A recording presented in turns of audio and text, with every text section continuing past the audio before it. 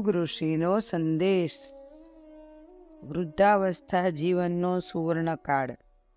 વૃદ્ધાવસ્થાનો સૌથી સુંદર સદુપયોગ લોકકલ્યાણ તથા પરમાર્થમાં પોતાની શક્તિનો ઉપયોગ કરવામાં છે.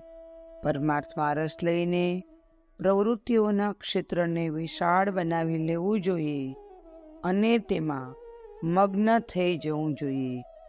એવું કરવાથી માણસને પોતાના વર્ષો ગણવાનો સમય મળતો નથી. ભૂતકાળની સ્મૃતિઓ વાગડવાનો કે ભવિષ્યની ચિંતા કરીને ખીજાવાનો સમય પણ મળતો નથી. આ જરૂરિયાતને પૂરી કરવા માટે ભારતીય આશ્રમ વ્યવસ્થામાં જીવનનો અંતિમ ભાગ વાનપ્રસ્થ તથા સંન્યાસીના રૂપમાં વિતાવવાનું વિધાન બનાવવામાં આવ્યું છે. વૃદ્ધાવસ્થામાં માણસના જીવનનો પ્રવાહ નદી જેવો હોવો જોઈએ. નદી પર્વતના ઊંચા શિખરોમાંથી ઝરણાના રૂપમાં તીવ્ર વેગથી નીકળે છે અને અનેક ધારાઓને પોતાની સાથે ભેળવી દે છે. સામે આવતા અવરોધોને ઠોકર મારીને પોતાનો રસ્તો બનાવતી જાય છે. પછી મેદાનમાં વહેતી વખતે ધરતીની તરસ छिपाવે છે અને અંતે અનેક ધારાઓમાં વહેંચાઈને વિરાટ સમુદ્રમાં સમાઈ જાય છે.